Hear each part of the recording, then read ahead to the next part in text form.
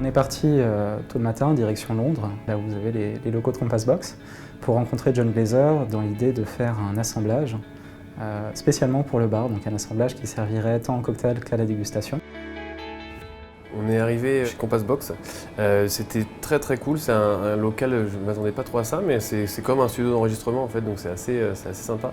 Et donc on a été accueillis par l'équipe et John Glaser, que je n'avais jamais vu, donc c'était vraiment sympa de pouvoir lui serrer la main et de discuter un petit peu avec lui. John Glaser, le fondateur de Compass Box, c'est quelqu'un de très abordable, qui a une connaissance des whiskies qui est assez énorme, mais qui n'est pas là pour démontrer qu'il connaît, il est plutôt dans l'échange, dans le partage. Et on avait hâte de le rencontrer. Je l'avais été rencontré une première fois, mais dans un contexte différent. Donc le voir dans son élément à lui, dans sa compagnie à lui, c'était hyper intéressant et on avait vraiment hâte d'y être. Donc, dès notre arrivée, on a regoûté un petit peu toutes les gammes de Compass. On les connaissait déjà un petit peu, hein, évidemment, mais c'était toujours cool de pouvoir en discuter avec lui. This is a sort of the history of Compass Box through our limited editions. You could look at it that way. Let's talk about what idea you have in mind for the ideal whiskey for the purposes. C'est à ce moment-là que ça devient réel. John Glaser sort le tableau blanc, le feutre, l'équipe du Golden Promise au tableau et puis on commence à travailler.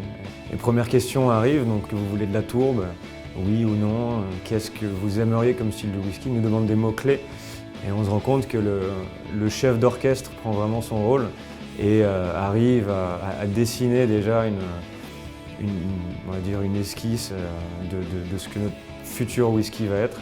On se rend compte en discutant avec lui que le plus difficile à faire dans un whisky, c'est d'avoir des choses qui sont extrêmement simples, mais qui sont surtout extrêmement belles, extrêmement bien équilibrées. Un whisky qui est excellent, on ne se pose pas 1 milliard de questions quand on le déguste. On se dit simplement qu'il est bon, et petit à petit, c'est vrai qu'avec lui, c'est ce qu'on va essayer de mettre en place. On est vraiment rentré dans le dur, dans le whisky en question, sur ce qu'on attendait de lui, de cet échange.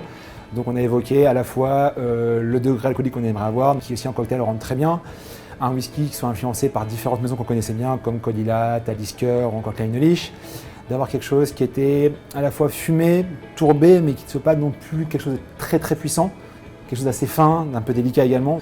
Have you guys seen this? Yes. Have a look.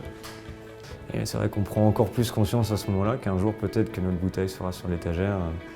Et qui sait, dans une vingtaine d'années, les générations futures viendront et diront « c'est la version limitée du Golden Promise, c'est historique ».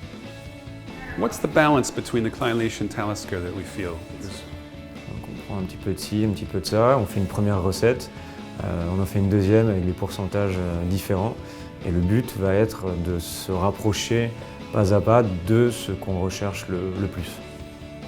À partir des différents échantillons que John nous a fait goûter, on a composé plusieurs assemblages et à force de dégustation, d'essais, on a réussi à se mettre d'accord sur celui qu'on allait choisir en définitive. Et c'est un côté qu'on n'a pas forcément en tête quand on pense whisky, on pense forcément distillerie, fût, etc. Mais l'assemblage, c'est aussi un peu ça, c'est aussi un petit côté chimiste où on va aller au centième de minute près pour vraiment affiner et arriver à ce qu'on veut. On quitte les locaux de Compass Box, on va laisser la magie opérer entre les mains de John Glaser. Et à ce moment-là, on a déjà une idée de ce que va être notre recette. On voulait un whisky qui était frais, salin, sur le fruit avec une tourbe assez délicate et un alcool assez enrobé. Et je pense que ça va plutôt bien se passer.